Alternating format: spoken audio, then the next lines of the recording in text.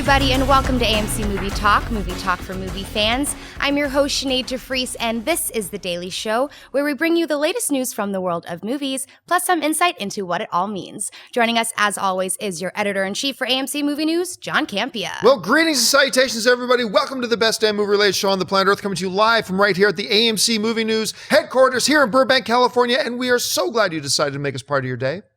Also here is writer-director John Schnepp. Hey, do your worst, and then I can't talk about what we were talking about earlier because it's just really bad stuff that's going on. And AMC's Alicia Malone. Yeah, I might have said something inappropriate, and John walked in right at that point. I'm like, what are you guys talking about? You'll never know. Hey, guys, listen, as happens sometimes, we had the show notes written. We had all these lovely graphics you see here made up. And then a brand new piece of news dropped, which is the third, if you will, Avengers Age of Ultron trailer has dropped. It just hit online this morning as we were getting ready to come on and start shooting. So let's start with you, Alicia. You saw the new Avengers Age of Ultron trailer. Your thoughts on it? Well, I love how dark it is. It's very serious, and you get to see more of Ultron. And for me, not being have a huge knowledge base of the comics, I find it interesting to see more about him, and also more of Black Widow and more of Scarlet Witch and Quicksilver as well. But I love how these Marvel trailers now even have post-credit scenes. Because, I was like, oh, that looks cool. And then you wait for it. And then bang. And you guys went, oh, Vision. And I was like, oh, is that who it was? Like, I didn't really know what that character looked like, but I like that little tease. And the tone is good. It's so funny because I always go, I'm not a huge fan of these superhero movies. I'm more into indies. And then I see a trailer. I'm like, actually, that's really cool. I have not loved the trailers so far. I've liked the Avengers trailer so far, but to me, and you guys remember that this has been my commentary on this, is that, yeah, they look really cool and whatever, but they don't feel like a Marvel film to me. It's lacked fun. I haven't felt any fun. And some people would say to me, well, John, not everything can just be silly. Mm-hmm. No, you can be darker and serious and still have elements of fun in it. And while I've liked the first two trailers, I thought, I feel like these trailers don't really have that Marvel identity. You know what I mean? This trailer does. This trailer has all the darkness of it that the other ones have had, right? This is that the stakes are high. The outcast looks grim. Ultron sounds great. It's great hearing more and more Ultron. I think I'll take that from them first. Yeah. Like that is, and every trailer that comes out reaffirms more and more that getting James Spader to do the voice of Ultron was perfect. Absolutely the right decision, right? Yeah. But what they've done in this trailer that they didn't do in the other ones is they brought a little bit of levity to them as well. It's like, you had to ask, right. They just little drops of that. Suddenly, this is the first Avengers trailer to me that felt like the Avengers trailer. And so it blended everything. The fun, the levity, the seriousness, the darkness, the ominous kind of feel that Ultron brings to the screen. This was the best one yet. This is the one that has me now getting goosebumps thinking about Avengers 2. This was the trailer I was waiting for. So I'm super happy with it, Schnepp. Yeah, and I guess it got unlocked earlier today. I was like, you have to tweet to watch the third trailer, and then literally it's like happened in 10 minutes or something. Yeah. So I don't know how many millions of people tweeted that out, but it was quick because it got unlocked. We're like, let's watch it. So yeah, I think this was my favorite trailer as well. It definitely brought that unity that the Avengers, all the separate characters, and now here they are all together, especially that one shot in the snow with them all jumping in slow motion. That looked pretty cool. Right out of a comic book. So to me, I really can't wait for Avengers 2. Seeing this third trailer is just like, oh my God, okay, it's like 58 days. That's not that bad. Yeah, we're less than 2 months away now. Less than 2 months away. All right, what is our first official topic today? The upcoming sequel, Independence Day 2, is set to go into production in May and is scheduled to hit AMC theaters on June 24th, 2016. With those dates rapidly approaching, director Roland Emmerich has announced several key castings. Hunger Games star Liam Hemsworth has been confirmed for a leading role, and Jeff Goldblum will reprise his role of David Levinson from the original movie. Also joining the cast is Survivor's Remorse star Jesse Usher, who will be playing the son of Will Smith's character from the first film. John, what do you think of these casting announcements? Oh my gosh, it's torn. Jeff Goldblum returning. Absolute necessity. I'm one of these guys that I'm excited about an Independence Day 2. The whole thing that they've been floating around about how it's now 20 years later, so real time from the last film.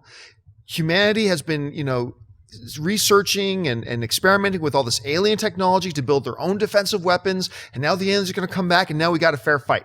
Love the idea. Jeff Goldblum, I love the original. I haven't heard officially that Dave Pullman's coming back, but that's the word. Bill. Sorry, Dave Pullman is actually a friend of mine. That Bill Pullman is coming back, but it's assumed that he will. So hearing Jeff's coming back, that's great.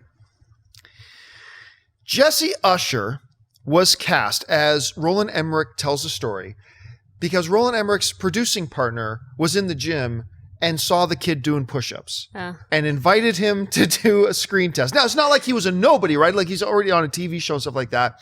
It's like, okay, he might be awesome, but that's not the type of story I want to hear. Liam Hemsworth. I have sold all my stock in Liam Hemsworth. I'll say right out, the dude can't act. He just can't act. That's not to say, hey, remember, there was another guy by the name of Magic Mike who at one point could not act to save his life. And now Channing Tatum is a name we take very seriously. Over the course of years, he got better and better and better and better. Maybe that'll be Liam Hemsworth. Maybe Liam Hemsworth is the next Channing Tatum in that sense. But as of right now, this dude can't act, like at all. I used to be gentle about it. I'm not going to pull any punches. He's way better than I am or that I will ever be. And he could become spectacular. I'm just saying right now, he's no good. So overall, I have very mixed to negative feelings about this casting stuff. Anyway, Schnepp, what do you think? I don't know. I mean, I don't really care whether they make an Independence ID4 ever or whatever it's going to be called. I'm happy that Jeff Goldblum will be back because he was the best part of the first one. And he's a fantastic actor. He can do no wrong. The other actors don't know anything about Usher. Originally, I was like, Usher, the singer, is going to be in it? Weird casting, and then, it's this other Usher. Okay.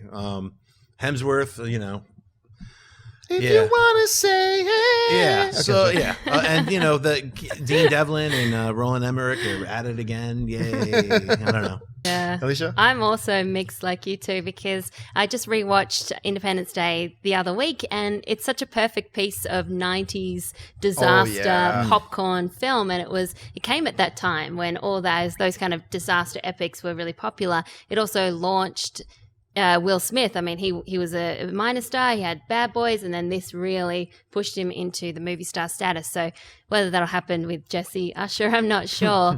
I love Jeff Goldblum and Will Smith together, and their chemistry was why I still enjoyed watching the film, even after 20 years. And the special effects still looks good, but I just don't think we need a sequel. But anyway, a sequel is coming, so I'm glad Jeff Goldblum is on board. Jesse Usher, I saw him in When the Game Stands Tall, which is a football film, and he was pretty good, but it's big shoes to fill because Will just had that charisma, which made the first one so popular. I wonder if the aliens will come back with like, wow, we're ready for your floppy disk drives.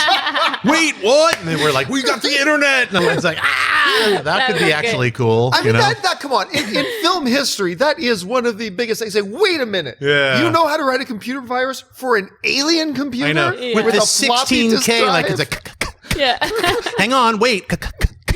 Kids, that's what computers used to sound like back in the. You put this weird plastic disc which held basically an email. That's about it. Yeah. And be like. And sometimes it'd be like. Like it's chewing. Hang on, it's chewing on it. Yeah. So maybe the aliens are like, we got them, we're ready for this, and we're like, bam. That'd be insane. Bam, thumb drives. Right, thumb drives. Yeah, literally thumbed. We attach them to their thumbs. Amazing. All right, what's next? Captain America, The Winter Soldier directors Joe and Anthony Russo have just signed an exclusive 3-year first look deal with Sony Pictures. The Russos said the following: "We're thrilled to make a home at Sony Pictures and to be partnering with the entire team. The studio has created an environment that is not only collaborative, but truly filmmaker friendly, and we're excited to begin developing both new and ambitious material with them." Schnepp, what do you think of the Russos joining Sony Pictures? Well, yesterday's show, we were talking about Drew Goddard taking over the writing and directing of Spider-Man. Even though that hasn't been confirmed, we were like, well, everyone else seems to be talking about it like it's confirmed, but I guess it isn't confirmed. No, not yet. And this news would kind of maybe rend that opposite, that I would think that the Russos are coming over to take over the Spider-Man franchise. Oh. That's what my guess is. My guess is that they're coming over to either produce, and maybe Drew Goddard is still going to write and direct it, but I think the Russos are going to be handling the Spider-Verse. That's my guess. Because they would never leave Marvel proper. Kevin Feige is like, no. You're like, they're Captain America. They're like Avengers. You're not going anywhere. So for them to join Sony, in my eyes, is they are taking over the Spider-Verse, and they're going to be handling, the Sinister Six and Venom and Aunt May and everything. They're going to handle everything, and they're going to be like, no. We're going to make it good. We're going to put our touch on it. We're going to put our spin on it, and that's my takeaway from that is smart, very good. Get the Russos on it. Well, here's the thing. We should really emphasize here: we are speculating. Yeah, they're spinning. The Russos have signed this. Now, it all depends on what type of first look deal is it. Now, just traditionally speaking, a first look deal is simply this: that you are a creative force, and now that when you write a movie or you create something, you have an idea for a movie, the first people who get the chance to make that movie is the studio you just signed with, so Sony. And then let's say the Russos say, I want to make a story about Yiddish the dancing dog. Okay, and then Sony, they have to go to Sony with that first. That's the first look deal. Sony can say, yeah, we don't want them. And then that means they can now take that and shop it around. But, some first look deals go deeper than that. I mean, sometimes they go to like exclusive deals. So what makes this news interesting and why I want to find out more, because we really know very little about this right now. Well, the reason I want to find out more is because the Russo brothers are said to be the front runners to do Captain America, Civil War. Now, nothing official yet, but that's kind of the assumption going around right now, is that they're kind of lined up to do that. No, I mean, they are doing Civil War. You mean the Avengers? Sorry. Avengers. That's right. Sorry. I mean, Avengers, Yeah. the first Avengers, that they're lined up to do that. So my thought is, well, since this is a Marvel property, it's not their thing, but how is their deal structured? Does this deal with Sony preclude them from furthering and doing more Marvel stuff after the upcoming Captain America film? I mean, I just don't know. I simply don't know, but it makes things very interesting if it does. But anyway, Alicia, you read all this. What do you think this all means? Well, my initial thoughts were like Schnepp. I thought, Spider-Man, because if they're doing Captain America 3, which is going to be Civil War, and that's the first time we'll see Spider-Man back in Marvel world, then I think it's really smart of Marvel to kind of say to these guys, like, your stuff, our world. And Sony would be really smart to say, you guys have proved yourself with Captain America, Winter Soldier, that you can do anything. So come over and take care of Spider-Man for us. Because Sony really need to be able to trust the people they put in charge of Spider-Man. But it would also be fantastic to see them do something completely different, something new. Because apart from You, Me, and Dupree, we haven't really seen that much original stuff for them. And I wasn't a fan of that movie, but I actually really loved Captain America Winter Soldier because it felt like that political 70s thriller rather than the superhero traditional movie. So I want to see more of what they can do. And it's interesting because in the Sony hack, there were emails between the Russo brothers and Amy Pascal where Russo brothers were saying it's such a shame that this Marvel deal didn't work out with Spider-Man. So now it opens the door for them. And I'm gonna answer my own question and say, I guess it doesn't matter what's in this deal because Sony is now in league with the Marvel Cinematic Universe. So I guess having the Russos, no matter what the deal is, the Russos are still probably going to be free if Spider-Man is attached to work in both universes. So I guess the answer is that Spider-Man can go to Avengers. And the Russo brothers can do Avengers. Come over and do Avengers. Yeah. I mean, look, it could mean a lot. This could be a really cool deal. And we love these guys. I mean, one of my favorite moments of 2014 was actually when they came into our studio and not only came in and did the show with us, but then they just hung out with us for a half hour. Told us really cool spoiler stuff that we can't talk about.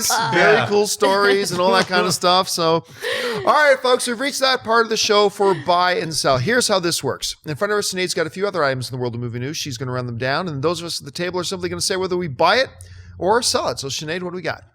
A story out of The Hollywood Reporter has revealed that X-Men Days of Future Past director Bryan Singer is planning to direct a big-screen adaptation of the novel The Moon is a Harsh Mistress, which has been renamed to Uprising. The story is set in the year 2075 and follows a rebellion against the Earth by humans living on a moon-based prison. It's also being reported that Arrow showrunner Mark Guggenheim is writing the screenplay. Isha, buy or sell Uprising with Bryan Singer directing? Well, I buy him directing because I'd love to see him in this sci-fi world. I buy that this book, which is a 1966 sci-fi classic, is finally coming to the big screen. But I sell that title, Uprising. It means nothing. Yeah. It's so generic and it sounds like a revolution picture or something. It sounds like Edge of Tomorrow. Yeah. See, Edge of Tomorrow would have been so much cooler if they kept the original title, All You Need Is Kill. Yeah, absolutely. That, or even Live, Die, Repeat, something that's different. Uprising means nothing. The moon is a harsh mistress. That is a cool title. Incredible title. They should keep that. Awful title. Awful title. The moon is a harsh mistress. No, I love that. I'll be the minority here. Okay. I thought it was a horrible title. I love it. I think it conjures up such dramatic images in my head of what this movie could be like, whereas Uprising is meh. But anyway, I'm excited to see what Bryan Singer can do out of the X-Men universe because he's done really well with that. Mm-hmm. I love Bryan Singer, whether you're talking about Usual Suspects, the X-Men verse, that little film he did with Tom Cruise, Valkyrie, which I think is really an underrated film. I think he's just a terrific director. I love his work. I agree and disagree with you on the titles. I disagree that The Moon is a Harsh Mistress is a good title. I don't like it. But I also agree with that Uprising is not much better. But for whatever reason, Hollywood has this belief right now in the power of the one-word title. Yeah. They really believe that. Focus, Kingsman. Battleship. They really believe in the one-word title for whatever reason. So I think the description is great. I've never read the book, but I think that the description of the story is great. Putting a guy like Bryan Singer on is great. For me, it's a buy. Yeah, I buy it except for the title. I agree. Uprising is like a Frozen song. And now I'm like hearing like, can you make an uprising? You know, so I'm like horrible earwig in my head. Bryan Singer makes it a musical. But, you know, I mean, Bryan Singer's done some stinkers too. Jack the Giant Killer. What a piece of garbage. But then he redeemed himself in my eyes with X-Men Days of Future Past. I was like, okay, that's been erased. The guy's back. He's a great director. I mean, everyone has stinkers, so you can't be like hating on him. But for him to take on this, I would love it if maybe when they're shooting it, they switch it back to The Moon is a Harsh Mistress, because science fiction films deserve to have cool titles like that and not dumb titles like Uprising. It's stupid. What is it, a prison lockup film? Well, it is a moon prison. You know, you can just see how that dumb title came about. It was like somebody's watching Prison Lockup. What about Uprising? That's what the producer sounds like to me. What? Be a little more ape-like. What about Uprising? That's how the title came out. Probably a ton of marketing guys in a room, like focus groups. Yeah, it's making me sick to my stomach. And go back to the original title, you idiots. That's how I feel. Don't go back to the original title. Please go back to the original title. I'm outvoted. All right, what's next? Actor Steve Martin has joined the upcoming film Billy Lynn's Long Halftime Walk, to be directed by Oscar winner Ang Lee and based on the book of the same name. The film will tell the story of 19-year-old soldier Billy Lynn and his squad who survive an Iraq battle that is captured by embedded news cameras, causing them to become celebrated as heroes. They are brought home by the U.S. administration for a promotional tour that culminates at the halftime show of a Thanksgiving Day football game in Texas before they are returned to the war. Almost the entire movie takes place during the game, with flashes away to other events. Buy or sell the sounds of Billy Lynn's Long Halftime Walk. Huge buy for me. I have not read the book, but I just read the synopsis and I wanted it to keep going. Like I almost wanted, I was like, please let the synopsis be a short story and be like 5 pages long. I wanted to see what happened next. I'm already completely enthralled. And Steve Martin is not just a comedic genius. He's a great actor. Mm-hmm. He can bring a lot to any type of role. And if you need him to bring something heavy, he can bring heavy. If you need him to bring something light, he can bring something light. He is, and I fear that he's one of those guys that we're not going to fully appreciate what an all-time treasure he is until we've lost him. Like this dude is one of the all-time greats. This story sounds great. He's great. I'm all in. It's a total buy. Alicia? Yeah, enthusiastic buy from me. The story sounds fantastic. Haven't read the book either, but now I want to. I love that they're bringing on one of the guys who wrote Slumdog Millionaire for the script. I think that's a great mix. And then Ang Lee, he is an incredible director. He's someone who's, each of his films just feels so different from each other, but he's so able to connect emotion and look at one individual in a big story, if that makes sense. I just love the way he can handle Marvel comics, and he can do westerns like Brokeback Mountain, and then he can do Eastern films and Western films. Life of Pi was so beautiful. So I think he's the right director, and I agree Steve Martin is not only hilarious, but a great actor as well. And the story itself, I mean, what an interesting mixture of like looking at the conflict between the big parade and being lauded as heroes when you come back from war, and then the reality of what war is actually like when you go back there. I think it sounds great. Yep. Yeah, a big buy for me too. I agree with everything you guys said, except for the Hulk. What is a Hulk? I don't think Ang Lee knew what a Hulk was. Just kind of stumbling through with Hulk dogs. The less said about that, the better. But once again, he's an incredible director. He redeemed himself with Life of Pi, even though he didn't give the thanks out to the special effects. Ang Lee, dude, you remember that stuff. But yeah, I mean, the premise of this film is incredible. Steve Martin, I mean, I agree with everything you said, but I think this movie might give him that recognition that, hopefully it's not a posthum or, it's like, it's now. As Steve Martin is incredible. And I, not having read the book, I'm excited to see this weird giant halftime parade, but then shocking going back to them in war and then them being lauded as heroes. And then after the parade, now get back to war. Who knows what happened to them? So it's a very, it sounds like dynamic storytelling right there. Fascinating. So, yeah. All right, what's next? The new film Chappie opens in AMC theaters this week and marks the third feature film by director Neil Blomkamp. Blomkamp previously directed District 9 and his follow-up film Elysium. Reception to the trailers thus far have been evenly mixed, as was the audience reaction to Elysium. Schnepp, do you buy or sell this statement? Chappie will make over $30 million at the box office this weekend. Buy this statement. I know everyone else is going to sell it, but I'm going to buy it just because I want Chappie to win. I haven't seen the film yet, but the trailers really hit me, and it feels like it's going to be fun, even though it has that Ed 209 ripoff. I'm like, Blomkamp, come on.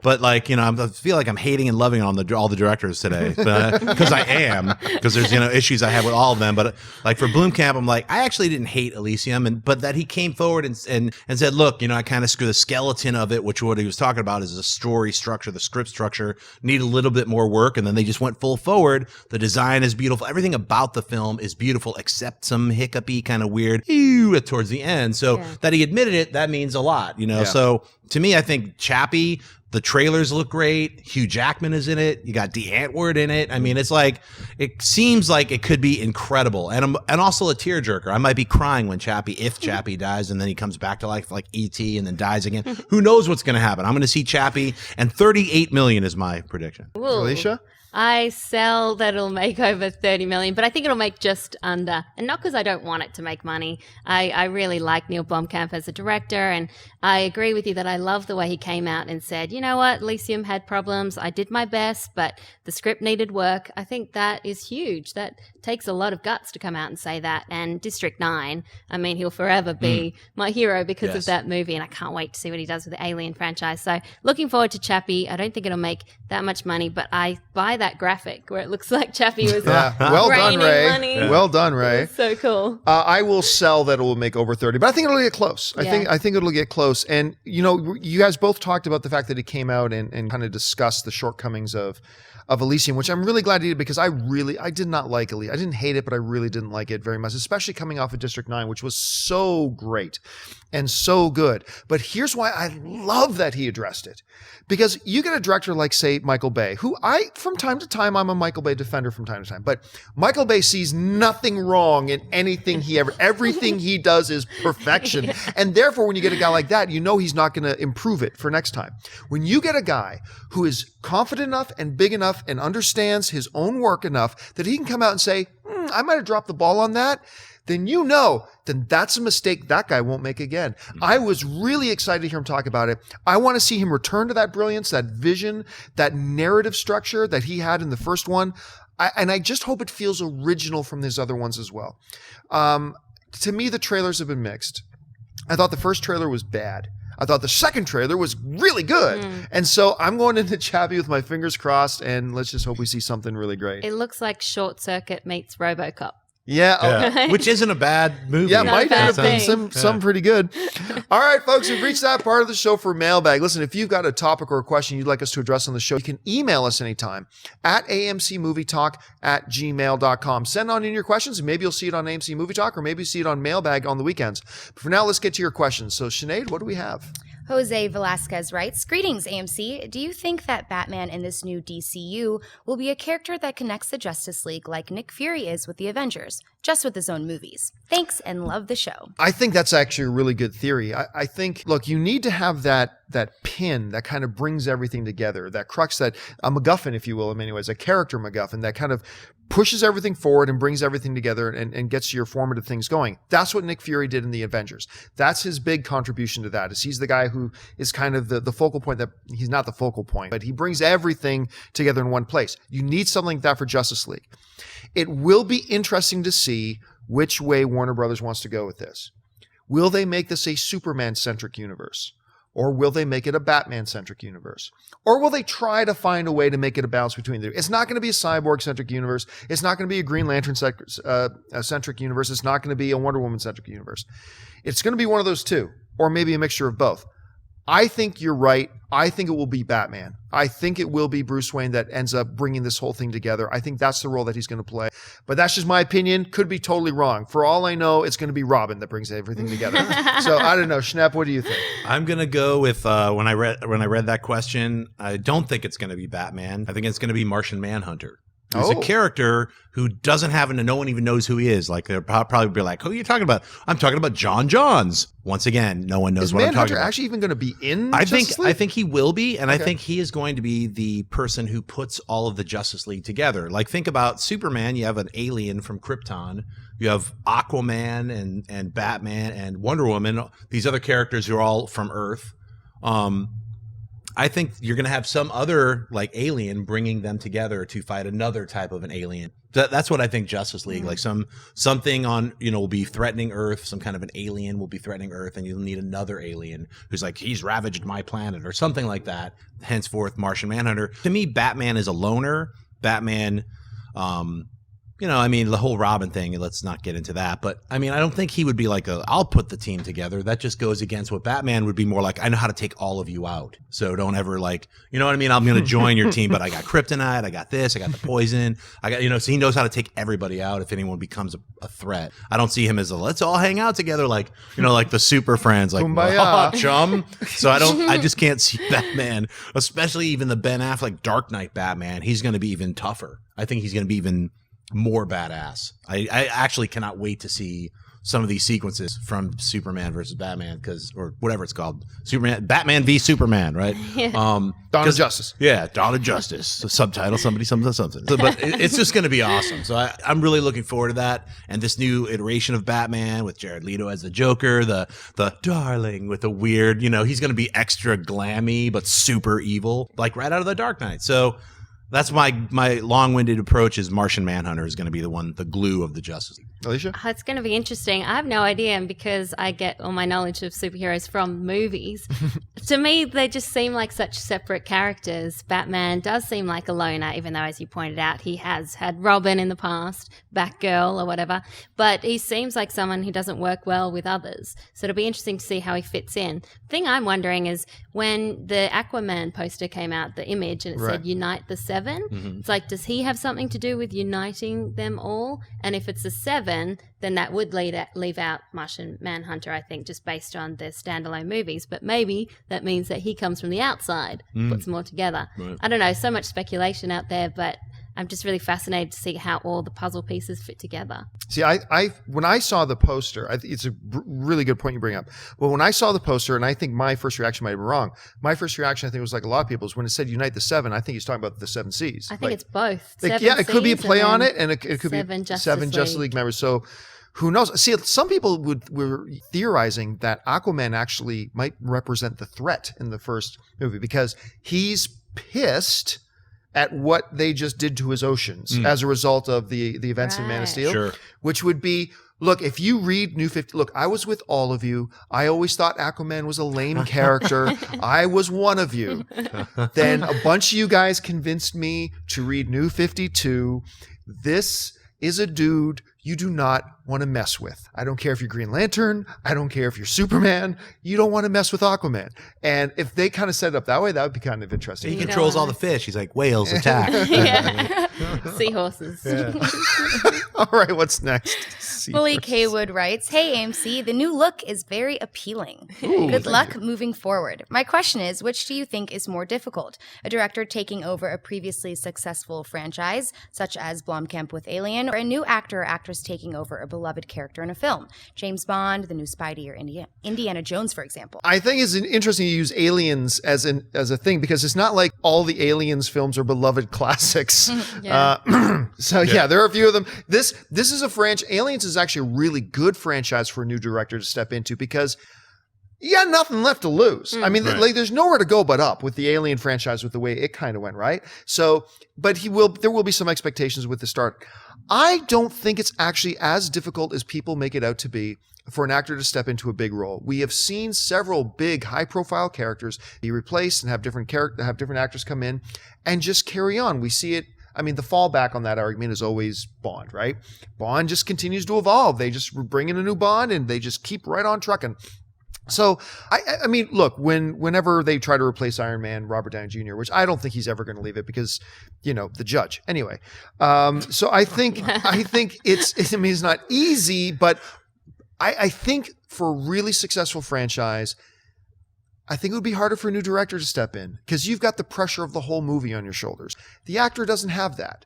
So I think it's close, but I'm going to go with director. Schnepp, as a director, how would you answer that?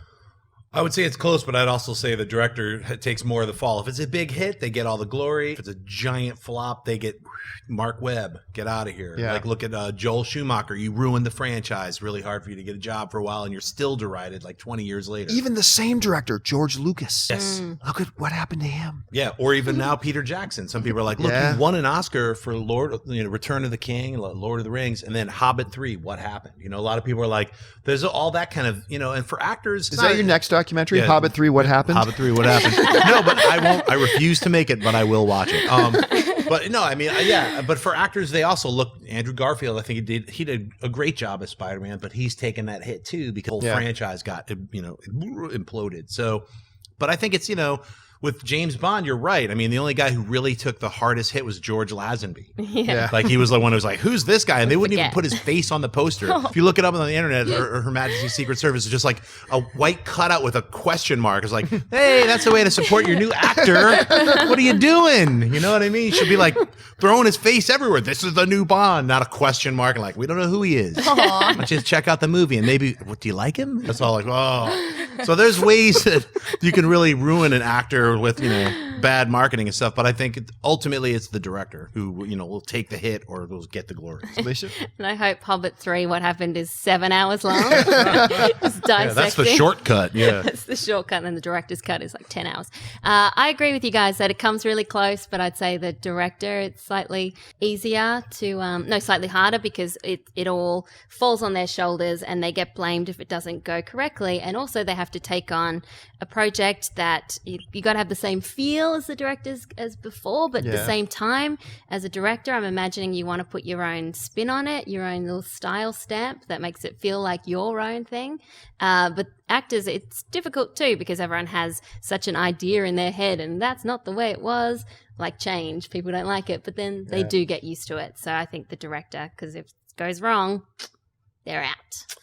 All right, folks, we're going to take some Twitter questions from you guys now. While we're not doing the show live for the next couple of weeks as we work out all the bugs here in the brand new studio, we are still taking questions from you guys via Twitter. You can get your question on the show by tweeting to us with the hashtag AMC Movie Talk. Once again, with the hashtag AMC Movie Talk. So we're going to pull out a couple of Twitter questions you guys have sent in right now. So Sinead, what's in the Twitter stream? At Ventura_Ray1 asks, has the Social Network raised the bar and expectations for biopics today? I think The Social Network was excellent, but is it the film that has raised the bar and raised expectations for biopic? Well, there's these little films like Walk the Line and Ray, and these movies that have been winning Academy Awards and stuff like that. So, Theory of Everything. Yeah, I mean, I think Social Network is a very, very good, based on a true story, quasi-biopic movie. It's great.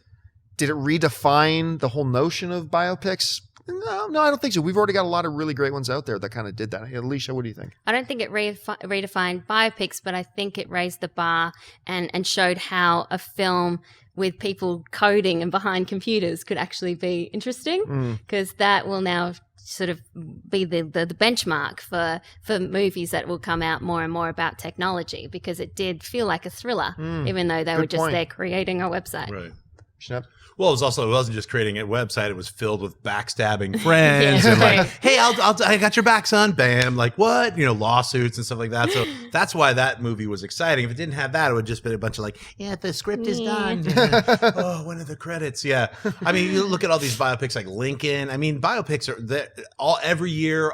There's a biopic that's up for an Academy Award. That's just you could go back in like every year. There's a biopic. So I don't think it was Social Network that elevated the biopic. It was just a good biopic. Yeah. All right, what's next?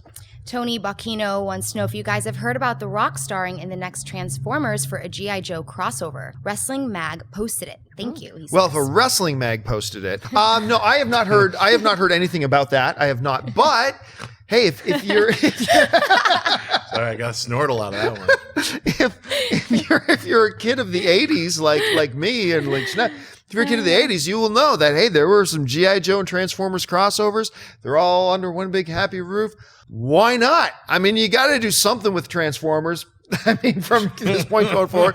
So why not? So look, have I heard anything about it? No, I have not heard anything about it. But let's talk about it in theoretical terms. In theoretical terms, I'd be all for it. Sure thing. You guys have any thoughts on that? The Rock in everything. I know he's nicknamed franchise Viagra because they bring him into a franchise and the franchise does better. Like it did I thought with you were going to say you bring him into a franchise and suddenly the franchise stiffens up. Yeah, the franchise either way, okay. gets excited. Right. And it stays on for a long time. I don't know. How many can you come up with?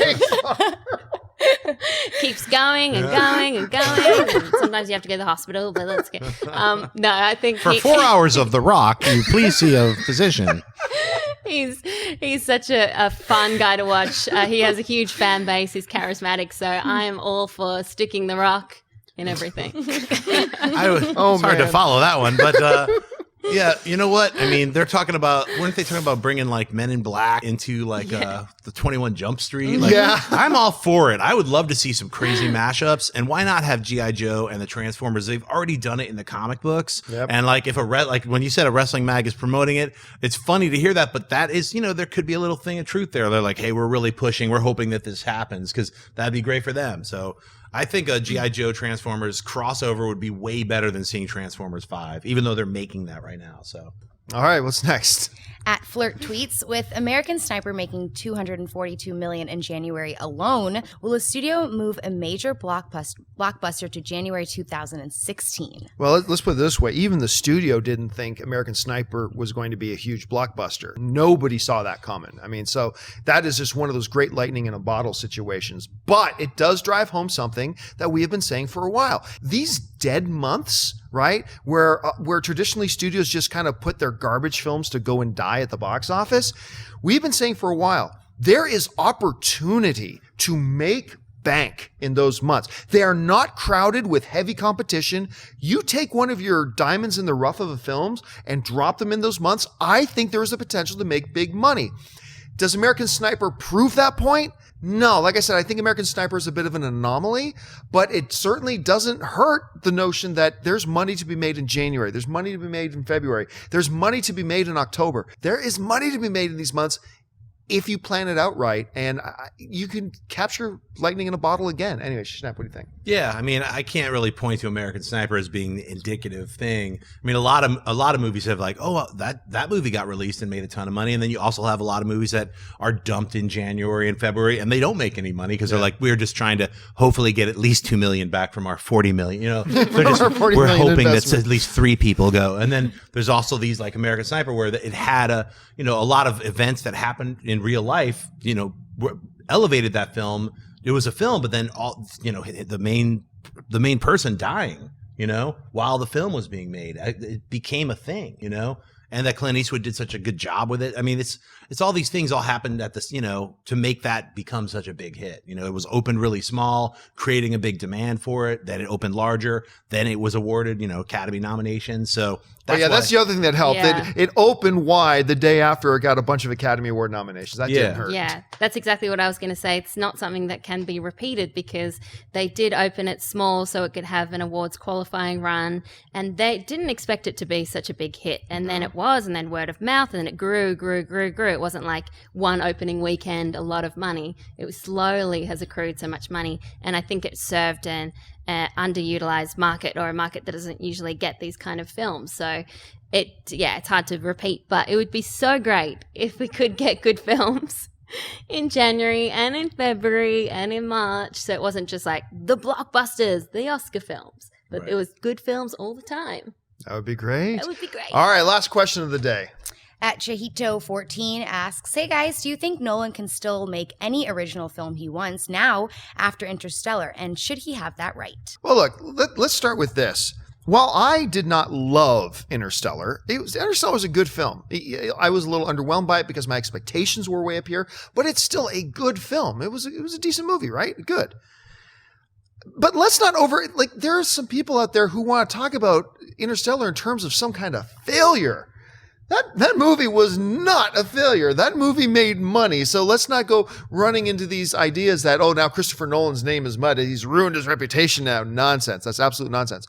Now, that being said, I don't think Christopher Nolan has ever been in the position that he can do whatever he wants. I mean, there are still money people who have to put up these dollars, and they expect to get money back. And if they don't think they can get their money back, it doesn't matter if it's Hitchcock back from the dead. It doesn't matter if it's Spielberg. It doesn't matter if it's Christopher Nolan. They're not going to put up the money to do it.